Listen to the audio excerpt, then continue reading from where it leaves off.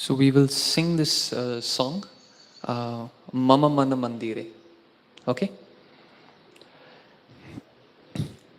Mama Mana Mandire Rahani Shidi Krishna Murari Shri Krishna Murari.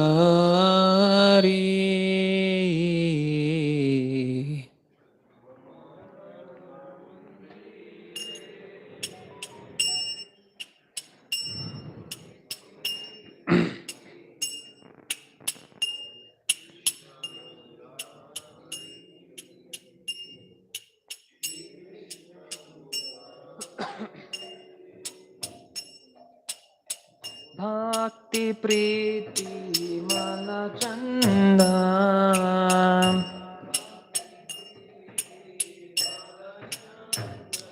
Tumi niyo he niyo Chittanandan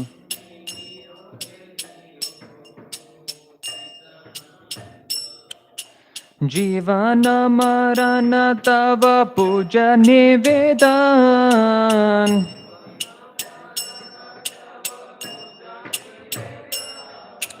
Sundara he manahari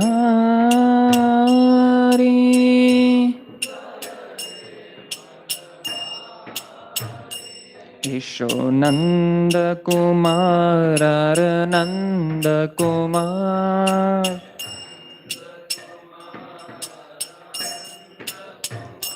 Habe Prema Pradipe Arati Tomar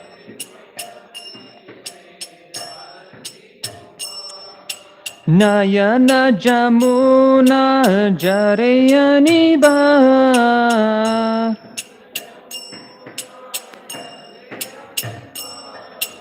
Tomara Viray Giridhari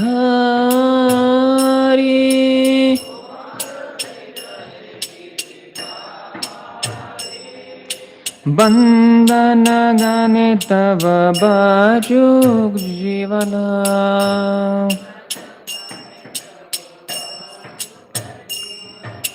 Krishna Murari Shri Krishna Murari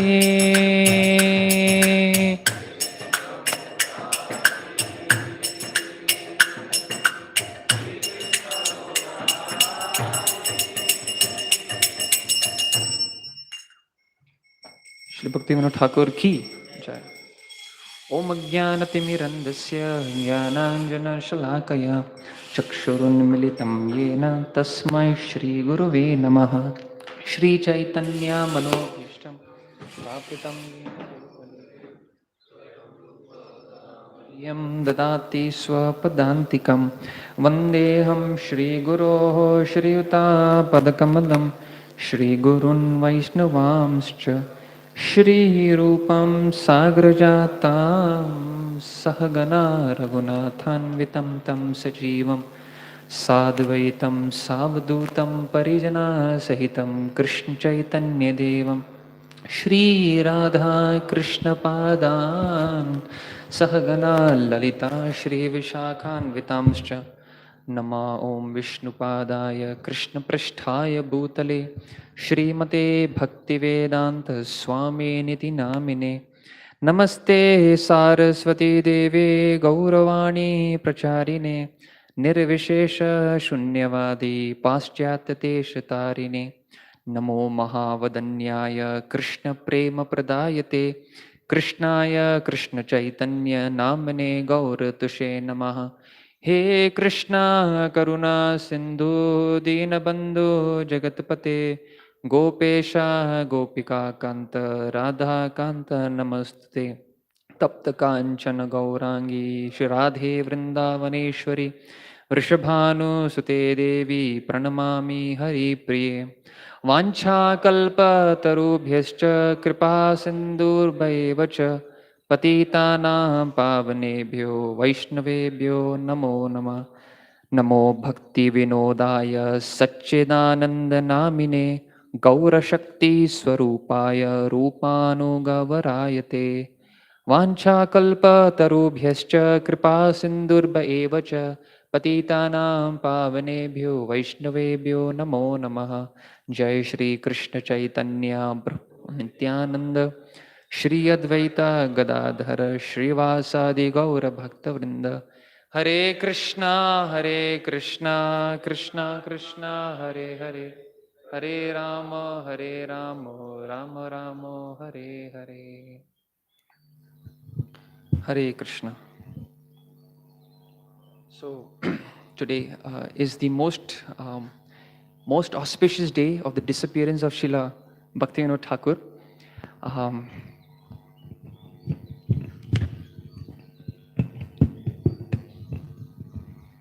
Actually, to be honest, I was not supposed to be sitting here, but somehow, by the will of Providence,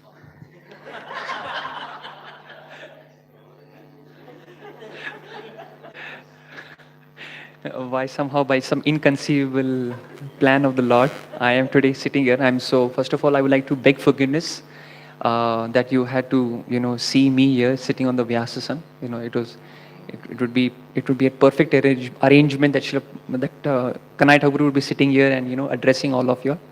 But just following his instructions, I will try to make an humble attempt to extol the glories of this most wonderful Acharya, Srila Bhaktivinoda Thakur. So in the Srimad Bhagavatam, there is a very beautiful verse. So all of you can repeat after me. Shrutasya pumsam suchira shramasya nananjasha surabhiridito artah tat gunanushravanam mukunda Padaravindam Hridayeshu Yesham. So this is 3rd canto, 13th chapter, 4th verse. So what is this? This is a very beautiful verse that comes in the Srimad Bhagavatam. Now what does it explain? So Chira, what is the meaning of Chira? Long. Now before Chira, the word Su is added. Suchira means very long. So very long. So Suchira means long time. Shramasya, what is the meaning of Shramasya?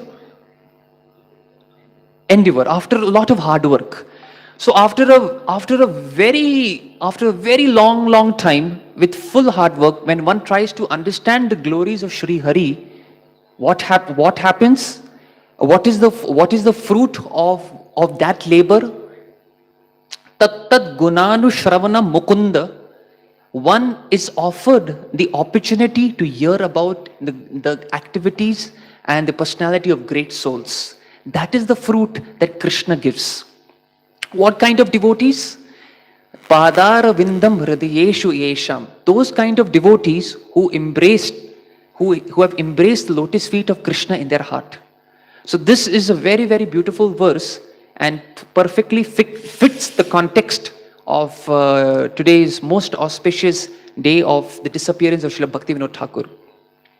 So we see now Srila Bhaktivinoda Thakur's life is a life of sacrifice, and we need to understand why should we discuss the glories of such great acharyas. There are multifold reasons. So today we will see, as a part of today's discussion, as why should we discuss about great acharyas like that of Bhaktivinoda Thakur, and second we will try to extol the glories of Srila Bhaktivinoda Thakur through an acronym that I made yesterday night, BHAKTIVINOD, Bhaktivinoda, and then we will try to go and understand the deeper aspect of the Pranam mantra that we offer Srila Bhaktivinoda Thakur. And yes, so this is what is going to be the flow of today's discussion that we're going to have. So why should we discuss about the glories and the pastimes of great acharyas? The first reason is it is very pleasing to the Lord. When Krishna, if you want to please Krishna, glorify his devotees. In the 11th canto of the Srimad Bhagavatam, Krishna says, my devotees are even more worshipable than me. They are pujniya. They are so worshipable. So if you want to please Krishna, the most easiest path to please Krishna is glorify his devotees. When you glorify the sun, the Father automatically becomes pleased and he becomes all the more happy than the glorification when offered to the Father. He'll be happy, but when offered to his Son, he will be all the more happy. And when you please Krishna, when you attract the grace of Krishna, and when you attract the grace of Krishna, automatically the heart is purified. So the first reason is, it is very, very pleasing to the Lord, and as a result, our heart is purified. The second reason is, when we hear about such personalities, when we hear the historicity, the historical authenticity of the pastimes of such great, great acharyas, many a times we feel as a devotee we are minorities.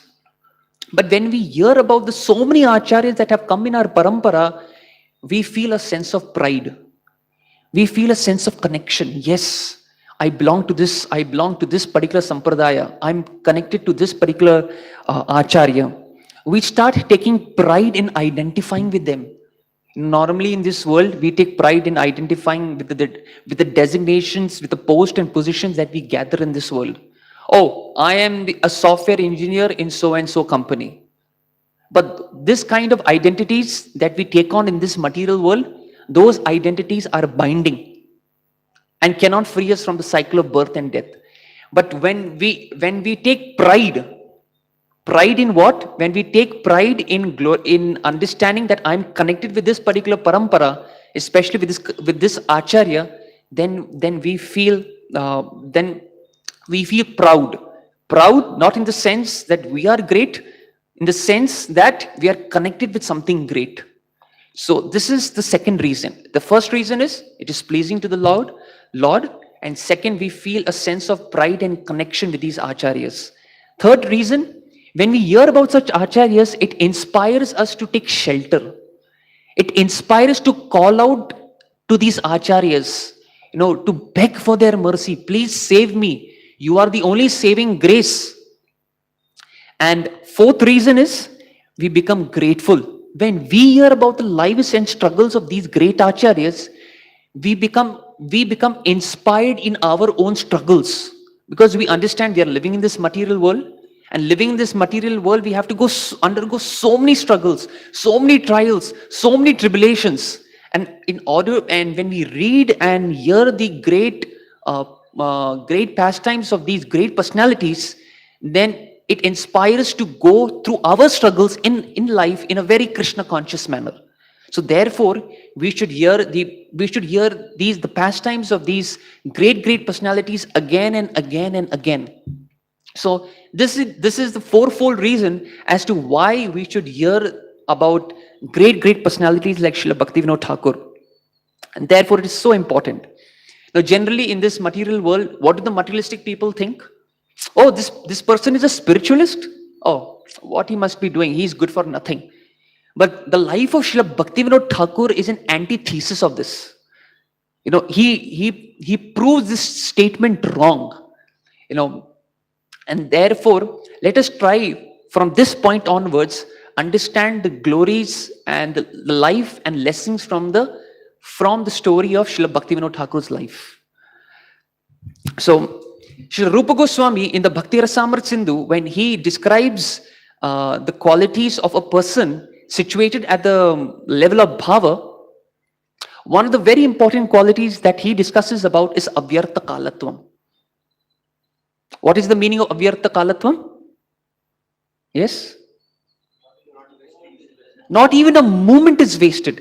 And this is the hallmark, I would say, of Bhaktivinoda Thakur. So the first letter in the word Bhaktivinoda, B, is busy. Busily engaged in Krishna service. 24 hours. So in brief, I will just describe the schedule in order to increase our appreciation of this particular quality of avyartha kalatvam. So from 8 to 10 o'clock, so please listen very attentively. His schedule is very interesting. 8 to 10, what he would do, he would take a rest. 10 he would get up. 10 to 4 he would write. 4 to 4:30 he would again take rest. 4:30 to 7 o'clock in the morning he would chant his japa. 7 to 7:30 he would answer to correspondence. Then 7:30 to 9:30 he would study the scriptures. Then 9:30 to 10, he would take some prasadam. He would take bath and he would take prasadam. 9:30, then 10 to 1, he would go and tend to his occupational duty as a magistrate, as a district magistrate. That is 10 to 1. Okay, 10 in the morning to 1 in the afternoon. 1 to 2, again he would come back home, he would refresh. And then 2 to 5, once again he would go and tend to his occupational duties in the form of a magistrate. And then from 5, he would be engaged in preaching, or he would be engaged in writing commentaries, or he would be engaged in visiting guests. And from 7:30 to 8, again he would take a bath. Again he would honor a little prasadam. He would just honor two chapatis, little sabzi, and half a liter of milk. That was his diet. And then once again he would once again retire to take a Krishna conscious rest. And that is how Srila Bhaktivinoda Thakur's day was totally packed, serving Krishna. So we can understand this quality of Srila Bhaktivinoda Thakur. And I was just reading while preparation, I was reading a particular transcription of Srila Prabhupada's lecture on the disappearance of Srila Bhaktivinoda Thakur. And Srila Prabhupada, in that particular lecture, he says, oh, that is the beauty of Bhaktivinoda Thakur. Even though as a grahastha, he had so many responsibilities, as a district magistrate, he had so many responsibilities, but he was spiritually so fired up in preaching that in his lifetime, he established 5,000 Nama Hatta centers in Bengal and Odisha. That's such an acharya he was. He was so much empowered. And not only that, in his lifetime, he wrote around 150 books. Just imagine, it's not that you are a full-time renunciate staying in the temple, but you are a grahastha having 13 children. At the same time, you are having 6 hours of occupational duty. And at the same time, you are parallelly writing books and preaching and making disciples. It is something so inconceivable. But yes, that inconceivable becomes conceivable when we understand the life and the teachings of Srila Bhaktivinoda Thakur. So you see, so he was totally empowered. So B stands for busy. As they say in English, as busy as a bee. So that was Bhaktivinoda Thakur. So B is busy. H, he was humble. Srila Bhaktivinoda Thakur, he was materially and spiritually so respected in society. To that extent, Srila Gaur Kishodas Babaji Maharaj would go exclusively to hear from him. Even though he knew such a great Paramahamsa Babaji is sitting in front of him and hearing, there was not a trace of vanity in his heart. So at that point of time, there was a very famous newspaper. What was it? Any idea? The Amrit Bazar Patrika. That was a major newspaper, and in that newspaper there was a article which was dated April 6th, 1894. In that article, Kedarnath Dutt is described to be a magistrate who has now taken voluntary retirement in order to find out, in order to establish a temple through the Gaur Vishnu Priya Trust. And it is mentioned that in order to be able to gather funds for that particular temple, Srila Bhaktivinoda Thakur would go from house to house begging for charity. And in that particular newspaper article, there was a pleading all the citizens, if Srila Bhaktivinoda Thakur has to come to your home, if his lotus feet has to enter your house, please do not refuse a donation to him, because he is doing this for a very great cause. So this was the humility of Srila Bhaktivinoda Thakur, that even the newspapers at that point of time noted it. And we understand Srila Bhaktivinoda Thakur's humility through his so many songs. Amara Jivana Sada Papa Rata Nahi Ko Punyera Lesha Parere Udvega Diyachi Ye Koto Diyachi Jivera Klesha. So Srila Bhaktivinoda Thakur, through his so many songs, describes about his insignificance. I'm so sunicha, I'm so patita, I'm so fallen. Many times, one song after the others, describes about the beautiful, the glories of the Supreme Lord and his insignificance. So we can understand how Srila Bhaktivinoda Thakur so humble. So B, he was busily engaged in Krishna service. H, he was humble. A stands for he was an acharya. And he was an acharya. When the editor of the Anand Amrita Bazar Patrika, when he came to know about Srila Bhaktivinoda Thakur, he scheduled an interview with him. And after he interviewed Srila Bhaktivinoda Thakur, he came to the conclusion. He said that in my lifetime, I must have not met the 6 Goswamis. But after meeting Srila Bhaktivinoda Thakur, I am confirmed, I am sure that he is the 7th Goswami. So that is where the title of Srila Bhaktivinoda Thakur as the 7th Goswami is very popular. And there is a book written by Rupa Vilas Prabhu on the teachings and life of Bhaktivinoda Thakur called 7th Goswami. So we see, so an acharya is one, who sets the exemplary standard just by observing his behavior. Many a times it may be sometimes very difficult for a person, a normal person, to understand the intricacies of the philosophy. But simply by just seeing the life and the teachings, especially the life, the dealings, the behavior of such great acharyas, that itself can bring such a great transformation in the heart of the person. Just by simply seeing the life of such a personality, just by simply observing the life of such a great personality, it can bring up such a transformation. And as an acharya, in the sense also another meaning that is attributed to the word acharya, in the sense he also preached. He preached wherever he went. There was a revival of devotional service. He went to Krishnanagar, he went to Bihar, he went to Jagannath Puri, he went to multiple places in his lifetime, but with sole purpose of distributing the teachings of Sri Chaitanya Mahaprabhu everywhere. That was the life of Srila Bhaktivinoda Thakur. How glorious. He was made at one point of time also, he was made in charge of the Jagannath temple.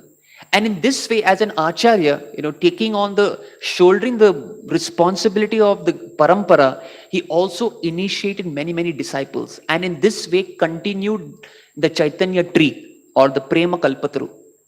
So this was how Srila Bhaktivinoda Thakur exemplified as an acharya. So in the true sense. So B, he was busy. H, humble. A, acharya. K is he was so kind-hearted.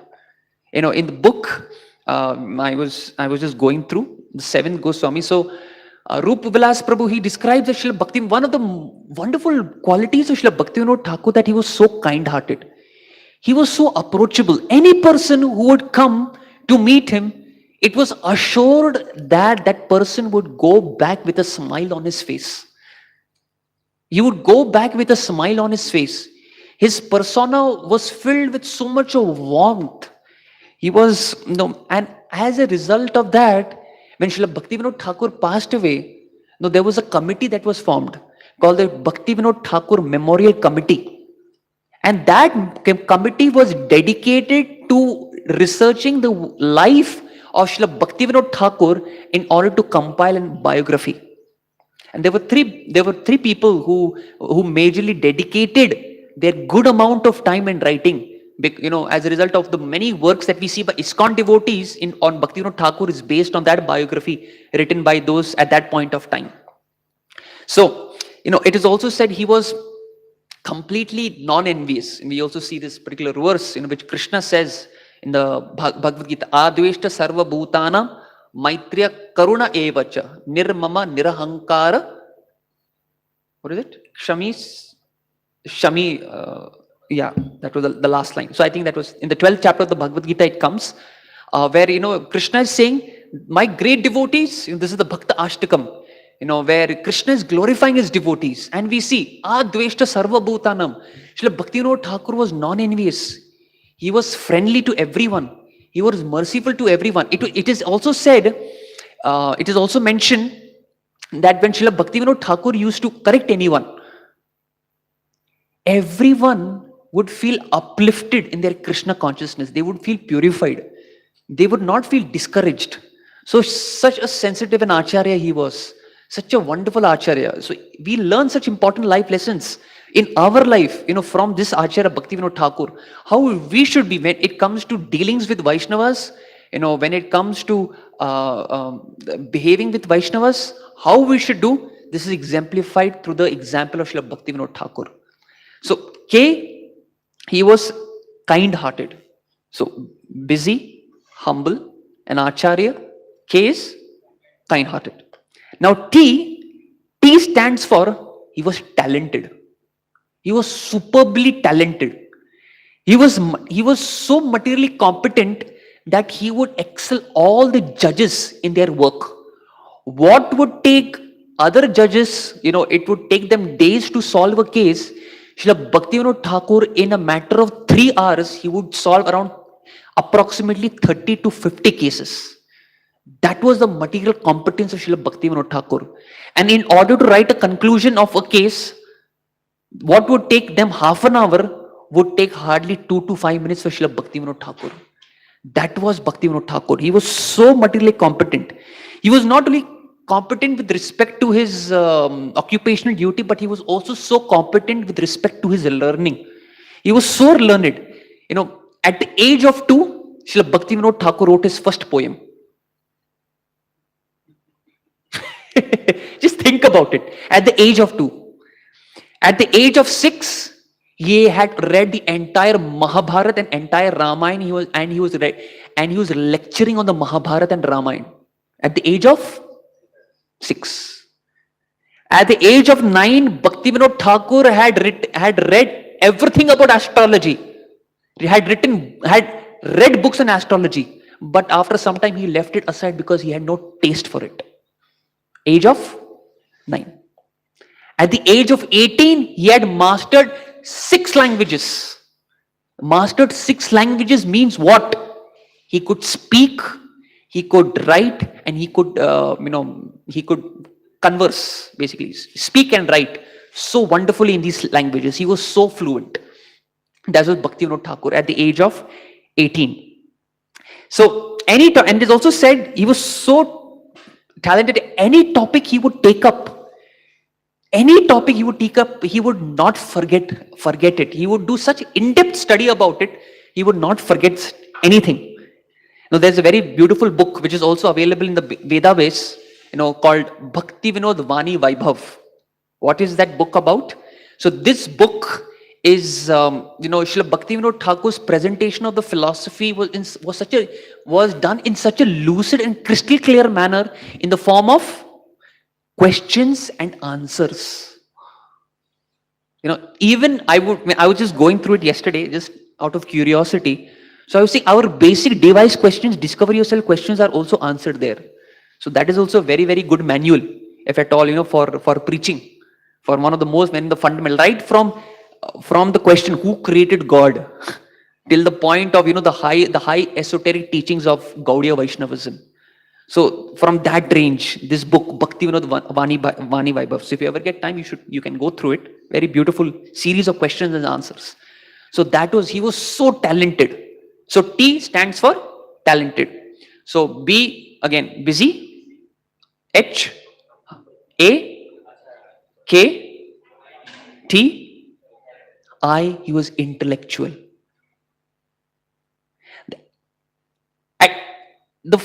At the age of 12, he wrote his first book. Imagine. And what is the name of the book? Harikatha. At the age of 13, he wrote his second book, Kumbha Nikumbha Yuddha. I do not know the meaning. Do not ask me. But this is the name of the book. Okay. Thank you. Kumbha Nikumbha. Okay.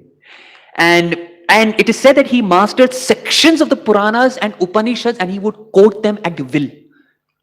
And when he had to debate with any philosopher, whether it be a Christian or whether it be a person from the Islamic tradition, he would quote so masterfully from the Bible and the Quran. In that way, he had such a prodigious memory. He had such a huge and vast memory that his articles, he was known for writing such articles that after reading them, a person would have no room for questions and answers. Srila Bhaktivinoda Thakur before itself would anticipate the questions that the public would have, and he would already address them as a part of his article. That was Srila Bhaktivinoda Thakur. How great an Acharya he was. Now, at that time, there was a very prolific intellectual who wrote this very famous song, and which has been popularized by one very famous Bollywood singer also. That is Vande Mataram. I'm sure all of you all know this, Vande Mataram. We learned it in our school days. Anyways. So, Vande Mataram. And anyone knows who wrote this song? Bankim Chandra Chatterjee. So Srila Bhaktivinoda Thakur, so when Bankim Chandra Chatterjee came to know about Srila Bhaktivinoda Thakur, that he is also a Krishna devotee. I am also a Krishna devotee. He is also a Krishna devotee. Wonderful. See, please understand, at that point of time, Gaudiya Vaishnavism, people thought very low about it. Thought very, very low about it. I will first, in order to appreciate this pastime, I will just, set the scene for it, which will increase our appreciation for Srila Bhaktivinoda Thakur when he entered the scene at that point of time. See, Sri Chaitanya Mahaprabhu came in Navadvip for what? It is said in the Chaitanya Charitamrit, Prema Rasa Niryasa Koriti Aswadan, Raga Maga Bhakti Loke Koriti Pracharan. He came for two reasons. He came to taste the mood of devotion, and he came to distribute that mood of devotion to the entire world. That was the sole purpose of the descent of Sri Chaitanya Mahaprabhu. And he had done this 550 years ago. And whom did he empower after that? The 6 Goswamis, correct. And what was the instructions given to the 6 Goswamis? Can anyone tell me what were the 4 instructions given? Excavate the holy places, establish temples, write literatures, and most importantly, Vaishnava ticket. Dealings with Vaishnavas. Many a times, it is easy to deal with the deities than to deal with Vaishnavas. Why? Because Krishna is just standing with his flute. Krishna will not give you any correction. For example, if you are addressing the deities, and you by mistake you prick the pin in Krishna's transcendental body. Krishna will not shout and say that, hey, you fool, what are you doing? What do you think of yourself? Why did you prick my transcendental body? Krishna will not say that. Krishna does not give any feedback. Krishna only feeds from the front in the form of his Mahaprasad. But devotees, they will not only feed from the front, but they will also give feedback. So, and how to deal with such situations when we get such feedbacks, how to deal with Vaishnavas in a very mature manner, that has been very beautifully exemplified through the life of the Goswami. So that was the instruction of Chaitanya Mahaprabhu. These 4 instructions that were given to them. Now, after the Goswamis, after they left, there was a period of after the 6 Goswamis, the trio. Who was the trio? The Trai Acharya. Who were them? Shamanand Pandit, Narottam Das Thakur, and Srinivasa Acharya. The Trai Acharya, they were empowered. They were preaching so powerfully in the area of Bengal and Odisha through the medium of book distribution. Through the medium of book distribution, they had done so much of preaching. But after them, there was a period of gloom in Gaudiya Vaishnavism. But once again, to revive it, came 2 personalities. Who was it?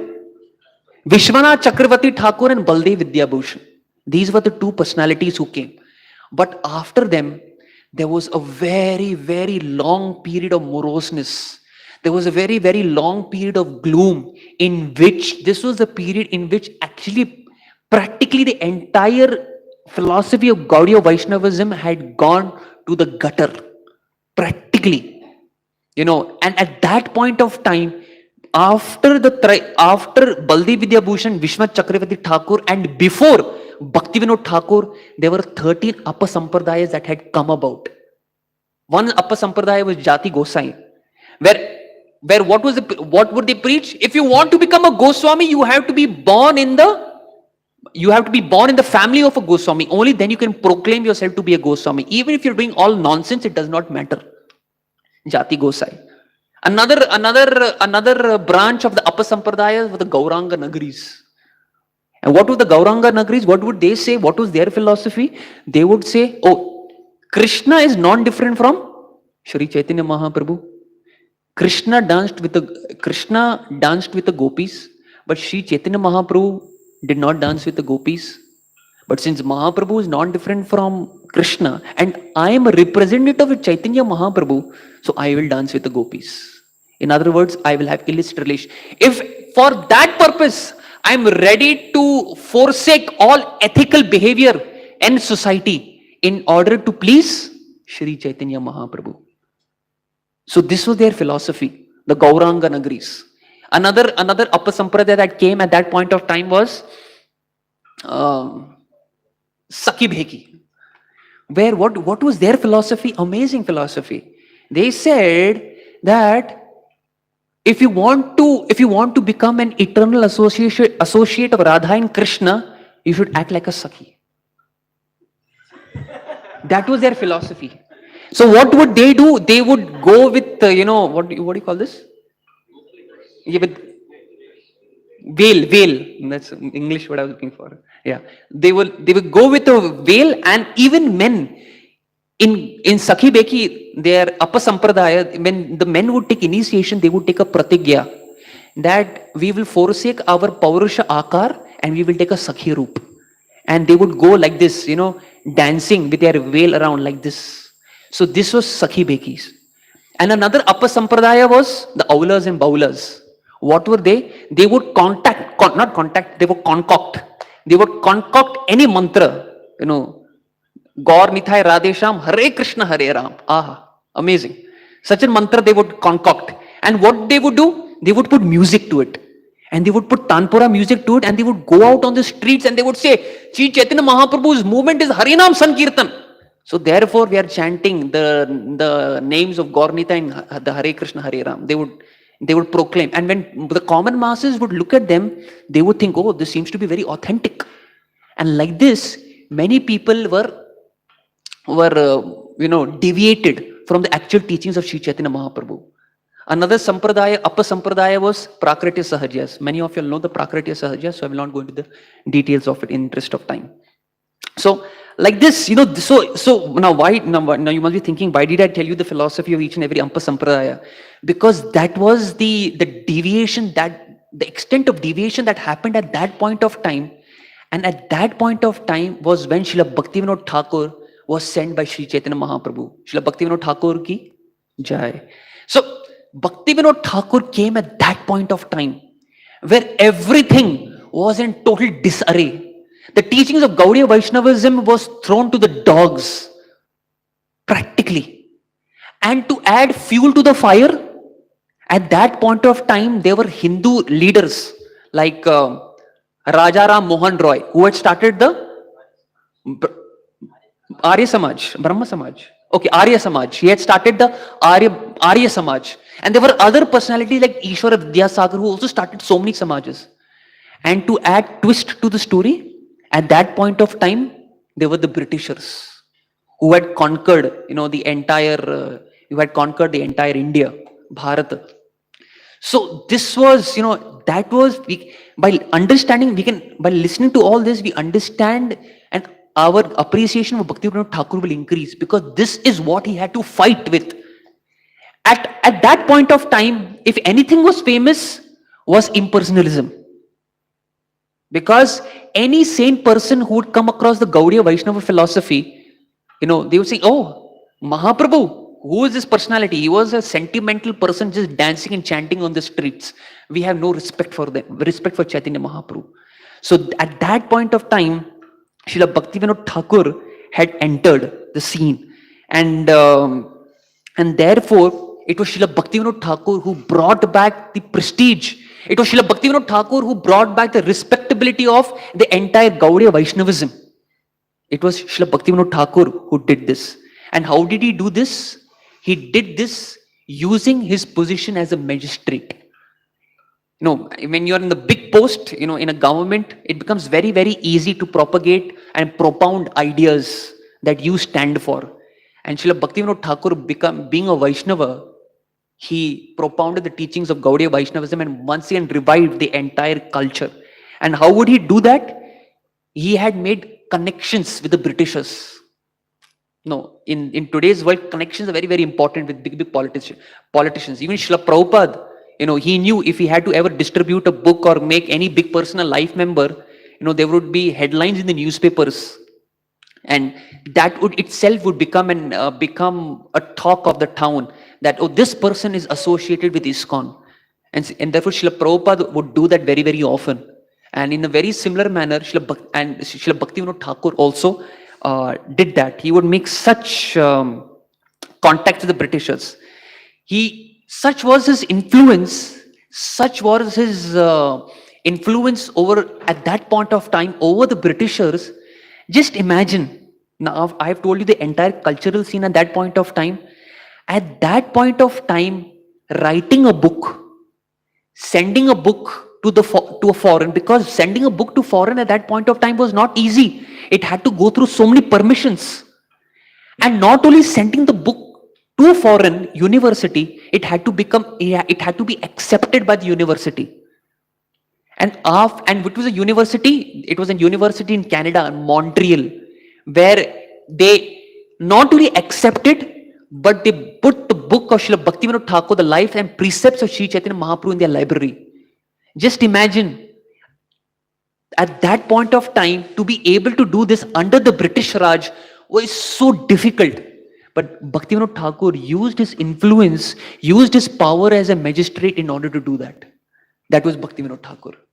So we can appreciate, Bhaktivinoda Thakur. Now, why did I tell you all this? I was trying to set the scene for the entry of Bhaktivinoda Thakur. But once again, going back to Bankim Chandra Chatterjee. So, again, to get back, I was intellectual. Coming back to the acronym. So, I stands for intellectual. He was so intellectual. So, when he met Bankim Chandra Chatterjee, and Bankim Chandra Chatterjee requested him, why don't you review my book? I have written a book on Krishna. And Bhaktivinoda Thakur reviewed the entire book and called him, and they spoke and they had a discussion for 4 days. Because what was the presentation of Chatterjee? What did he do? He presented Krishna as a metaphorical personality, as some kind of personality who represents something. But after meeting Bhaktivinoda Thakur, his entire understanding and view of Krishna totally changed. And after that, Bankim Chandra Chatterjee's book was the first book on Krishna which established Krishna as a historical personality, and not only established Krishna as a historical personality, but also established Krishna as a supreme personality of Godhead. That was Bankim Chandra Chatterjee. Why was he able to do that? Because he got the association of a Param Vaishnav, Bhaktivinoda Thakur. So Bhaktivinoda Thakur was such an intellectual that he could influence another intellectual at that point of time of the freedom struggle who was so famous. So that was thing. So, we have only 15 minutes. So B, busy. H, humble. A, Acharya. K, kind-hearted. T, talented. I, intellectual. And now comes V. He was a visionary. A visionary he was. He was famous. He had many visions. Srila Bhaktivinoda Thakur, he was desperately trying to find out which is the birthplace of Sri Chaitanya Mahaprabhu. He would cry, he would pray, for empowerment to be able to find. He had analyzed maps. He had consulted the writings of the previous acharyas, and not only that, he would consult the elderly residents of those areas in order to be able to find out the lost place of Sri Chaitanya Mahaprabhu's birthplace. And at those people at that point of time claimed, this is the place where Chaitanya Mahaprabhu was born. But Srila Bhaktivinoda Thakur very systematically disarrayed their understanding and proved that that place which they were understanding to be the birthplace of Chaitanya Mahaprabhu is not actually the birthplace.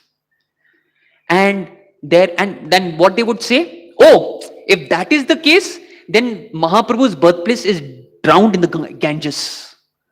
But Bhaktivinoda Thakur had such faith that Mahaprabhu came for the purpose of giving out mercy. And he prayed that it is not possible for Ganga Devi to drown such a place. He was convinced of this fact. He was totally convinced of this fact. And therefore, once when he was in his terrace, on the terrace, and he saw a great effulgence. And he went to understand what is this great effulgence, and he learned that the effulgence was coming from a land which was owned by the Muslims. Not only it was owned by the Muslims, there were beautiful tulsis growing there. And he was surprised. Bhaktivinoda Thakur was surprised. How is that tulsis are growing here? And that too very luxuriantly. That means if tulsi is growing very luxuriantly, that means there is someone who is taking care of it. But he could not find anyone. And he took this as a great sign. Yes, Mahaprabhu's birthplace is nearby. And it was later on confirmed by Jagannath Das Babaji Maharaj. So this was, and we also know that he had the vision of the Adbhut Mandir. He also envisioned how preaching would spread all over the world. And he was the person who contemplated and activated the process of sending the teachings of Sri Chaitanya Mahaprabhu all over the world. One German, he came to meet Srila Bhaktivinoda Thakur and asked him that you say that the church of the love of Godhead will spread in the entire world. Can you tell how? How is that? I do not see such a vision being fulfilled. Bhaktivinoda Thakur said that our commander-in-chief, one commander-in-chief will come and spread the teachings of Sri Chaitanya Mahaprabhu all over the world. And who was that commander-in-chief? His Divine Grace, A.C. Bhaktivedanta Swami Srila Prabhupada ki Jai. That was our dear Srila Prabhupada. So that was, and we see, and Bhaktivinoda Thakur had predicted that day will come when people all over the world will come and chant the names of Jai Sachinandana Gaurahari. And that, we see the famous photo where in Mayapur, all the devotees flocking with mridangs and kartals in saffron robes and dancing and chanting. That was the fulfillment of the prophetic words of Srila Bhaktivinoda Thakur. So, where are we? I is innovative in preaching. The first person, Bhaktivinoda Thakur was the first person to bring a dialogue between Vedic philosophy and Western philosophy. Now, at that point of time, there were many Western philosophers. And Srila Bhaktivinoda Thakur, at that time, how he had so much knowledge about the Western philosophy, because at that point of time, he was an agnostic, in his early days. And at that point of time, he had read many Western philosophies. But after and there was a very mystical feeling within his heart that I also want to understand the teachings of Chaitanya Mahaprabhu. He is a personality that I've heard of, but I do not know much about it. And it took practically 6 years for Srila Bhaktivinoda Thakur to get an authentic copy of the Chaitanya Charitamrita. But when he got the authentic copy of it, and when he read the entire Chaitanya Charitamrita, he came to the conclusion that Chaitanya Mahaprabhu's teachings are the highest of all. And therefore, because of this background and because of his thorough understanding of the Gaudiya Vaishnavism through the teaching, through the book of Krishnadas Kaviraj Goswami Maharaj, he very beautifully, he has written a particular book called, Krishna Samhita. That book is a bridge.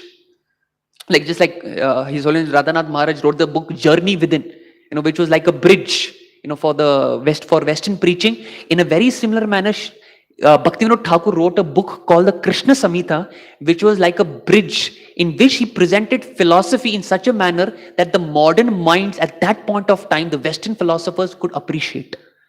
And then after that, he writes another book called the Chaitanya Shikshamrit.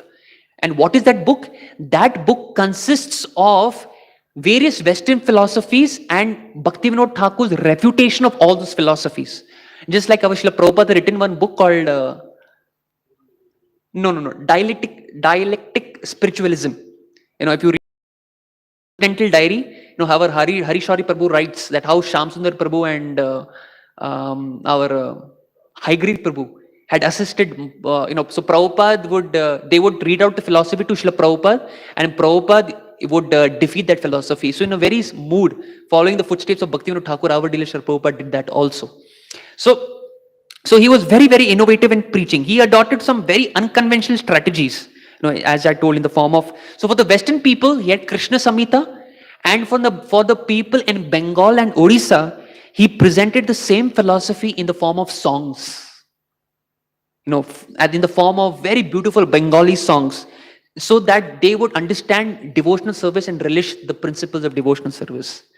So, and Srila Bhaktivinoda Thakur also was the first Acharya in a Sampradaya to bring organization. He was the first Acharya to bring in organization in the Gaudiya Sampradaya in the form of Namahattas. Of course, the hierarchies in which he the hierarchies were very transcendental, with a very transcendental nomenclature. Normally in our temples, the topmost person in the hierarchy is normally we have the GBCs, we have the temple president. But in his hierarchy in the Namhatta, the topmost person was the Bhangi, was the sweeper. Was the sweeper, because Chaitanya Bhaktivinoda Thakur believed that it was the Bhangi who, by doing menial service like this, was actually doing Cheto Darpana Marjana. So that was Bhaktivinoda Thakur. So it had a very transcendental nomenclature, but the idea of an organization was developed by Srila Bhaktivinoda Thakur. So that was Bhaktivinoda Thakur. That was I. Now VIN. So we have three more. N stands for non-compromising. Srila Bhaktivinoda Thakur was non-compromising. And this particular quality can be understood through the most famous pastimes of Bhaktivinoda Thakur. And one was the pastime of the Bishop Sen, the mystical yogi. That mystical yogi who proclaimed himself to be an emergency avatar. Where are you written about? No, I am not written about anywhere. I am an emergency avatar who have come to deliver the Indians from the British Raj. And therefore, the Britishers thought him to be as a threat. And therefore, they employed Srila Bhaktivinoda Thakur to deal with him. When Bhaktivinoda Thakur and Bishop Sen met for the first time, and Bishop Sen told, I am God. Bhaktivinoda Thakur told him that if you are God, then what are you doing here? You should be at the Jagannath temple. Oh, Jagannath! Oh, Jagannath is just a hunk of wood. He is just some painted wood. And when Srila Bhaktivinoda Thakur, he could not tolerate blasphemy against the Lord, he told that you think yourself to be the supreme personality of Godhead. He took him by his hand. That person whom everybody were very fearful, because anybody who would come in touch with him physically, he would throw sparks from his body. That was this mystic yogi. But Bhaktivinoda Thakur, because he was fully surrendered and confident about the protection of the Supreme Lord, he took him by his hand and arrested him. And fast forwarding the story, when the entire case of, you can understand how non-compromising he was.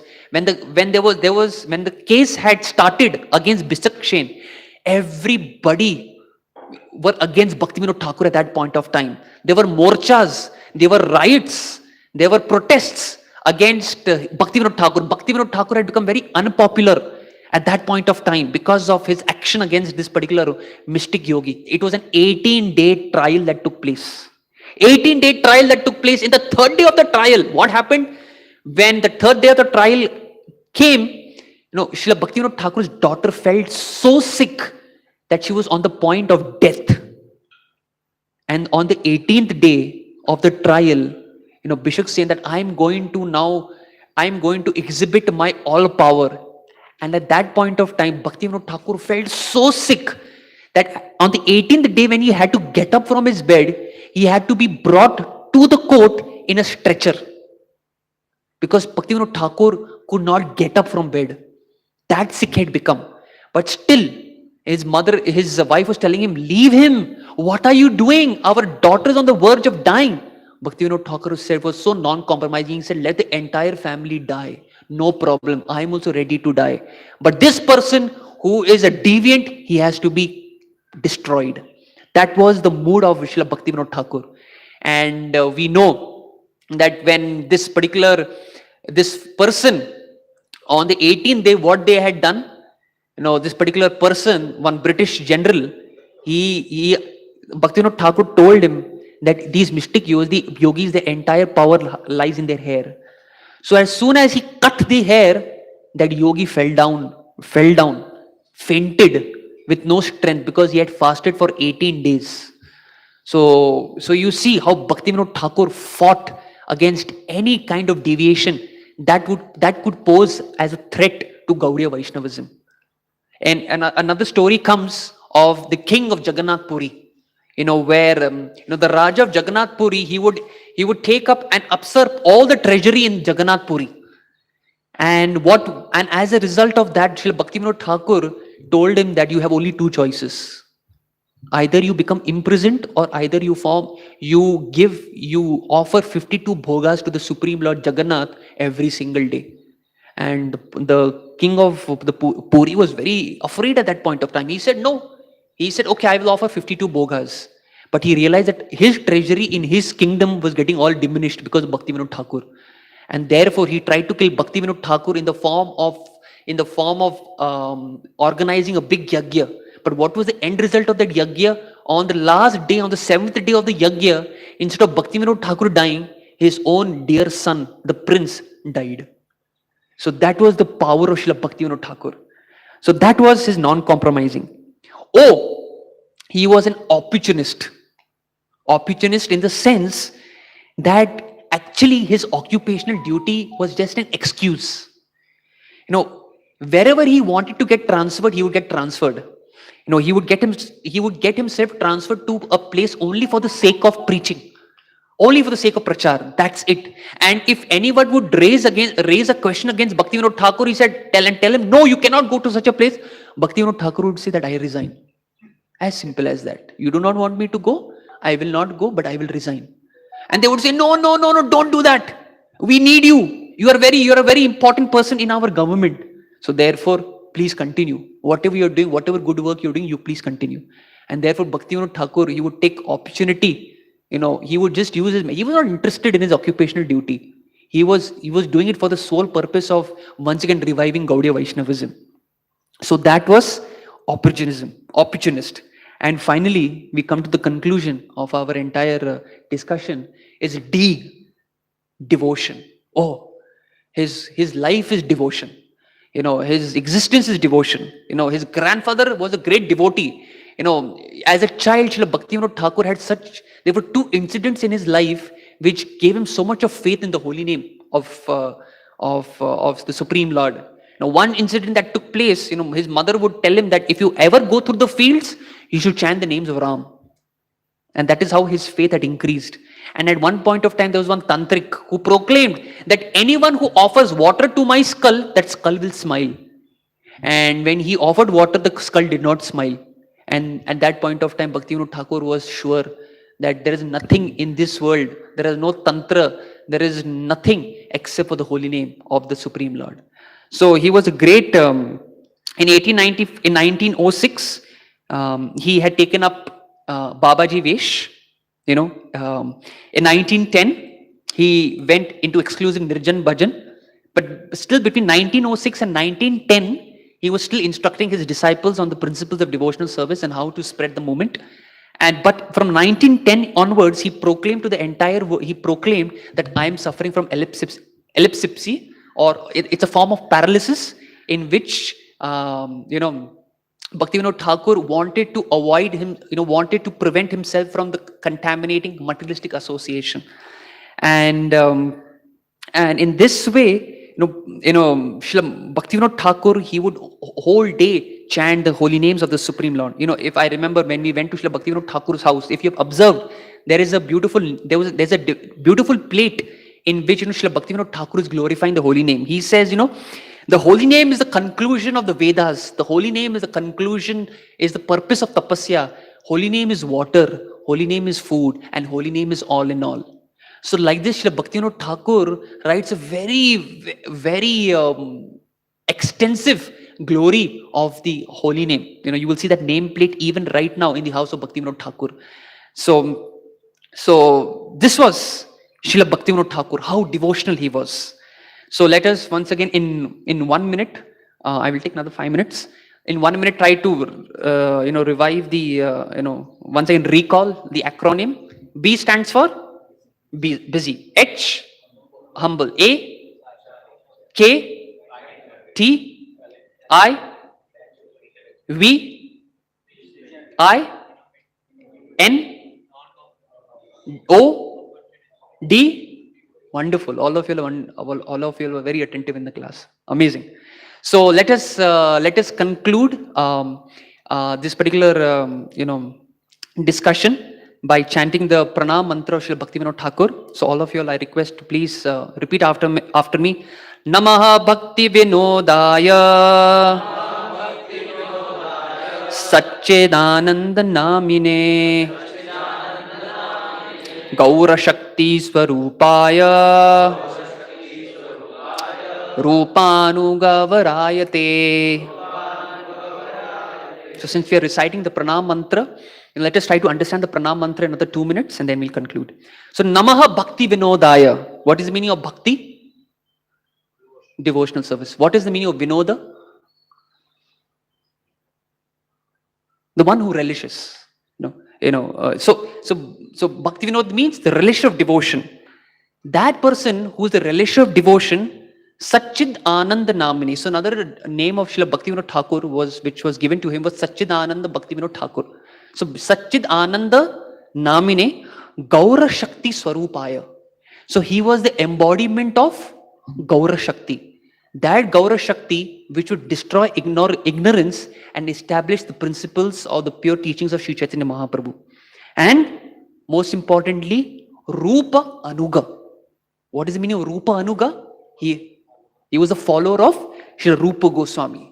And Varayate means first class. Like we have this verse. Tat sadhu manne sura varya. Correct? What is the meaning of var there? First class. Varha pidam natavara. Vara. First class. So, in this way, Rupa Anuga Varaya means first class. So, Srila Bhaktivinoda Thakur was a first class person. First class amongst the associates of Rupa Goswami. So why first class? There are two reasons. One external reason and one internal reason. So let us first try to understand what is the external reasons why Bhaktivinoda Thakur was a first class. So what was the mood of Rupa Goswami? The mood of Rupa Goswami was Shri Chaitanya Manobhishtam Sthapitam Yena Bhutale. Rupa Goswami's mood was to understand the heart of Mahaprabhu. And Bhaktivinoda Thakur, following in the footsteps, Rupa Anuga, he also understood the heart of Sri Chaitanya Mahaprabhu and established the two principles of Gaudiya Vaishnavism. If it wasn't for Bhaktivinoda Thakur, we would not be sitting here today. So all that we see, it's all because of Bhaktivinoda Thakur. And what is internal reason? The internal reason is Rup also means Rupa Manjari. In the spiritual world, you have, Radha and Krishna, who's assisted by the Sakhis, and the Sakhis are in turn assisted by the Manjaris. And all the Manjaris are headed by whom? Rupa Manjari. And one of the assistants of Rupa Manjari is, what was Bhaktivinoda Thakur's form in the spiritual world? Kamala Manjari. Wonderful. Kamala Manjari. That was the form. And Srila Bhaktivinoda Thakur himself reveals his eternal Swarupa in the spiritual world in this book called Kalyana Kalpataru, where he says, I am serving under the direction of Shri Lalita Sakhi. And I am, and my complexion is, my complexion is, is that of lightning. And my clothes are like twinkling stars. And I am only 12.5 years. And my name is Kamala Manjari. And I am an eternal associate of Radha and Krishna. So externally, he was the best servant of Rupa Goswami in saving the society. Internally, he was serving Radha and Krishna by assisting Rupa Manjari in her service to Radha Krishna. So this was Srila Bhaktivinoda Thakur. Srila Bhaktivinoda Thakur Pad Ki Jai. Srila Prabhupada Ki Jai. Hari Bol.